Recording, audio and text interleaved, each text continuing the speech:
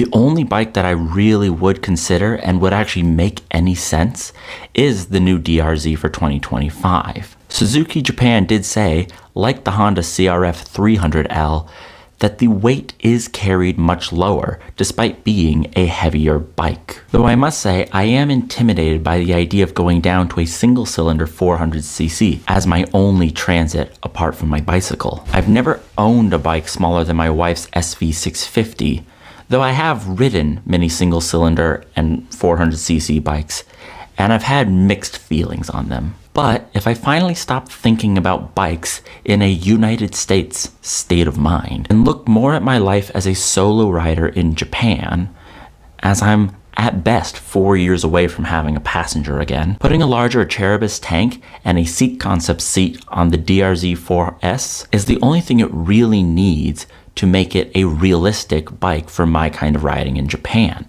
An aftermarket quick shifter, cruise control, and tubeless conversion would not honestly be needs, and really luxuries, icing on the cake if you will. That all said, unless the channel makes 20 times the profit it's currently seeing by next year, this would have to be the only bike I own. I can't justify the more expensive bikes on the list, and I definitely can't justify 2 bikes. But I must say that this bike does make a lot of sense for 2025. Not just that a single cylinder and a dual sport are the only kinds of bikes I've never owned, or even a supermoto. Not just that clearly it would be popular enough to boost the channel, but selling my current bike would be a net profit even before you consider the financial benefits of a smaller engine, even with considering all the parts I would want to add. And of course, coming stock with good suspension and full adjustability, it's kind of saving me 40% of this bike's cost by not spending it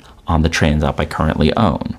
But again, this is probably the only bike I saw that came out that I would honestly consider in the future and in 2025. So please let me know in the comment section what you would do in my position. Mind you, 95% of the riding I do in Japan is below 100 kilometers an hour or 62 miles per hour, and obviously this would be a much easier bike to feel safe riding alone in the dirt, in the mountains, around the corner from an earthquake at every moment. Of course, in a perfect world, I would buy this bike, keep my Transalp, and after 6 months decide which one do I ride the most and sell the other one. However, this is not a perfect world that I'm currently living in.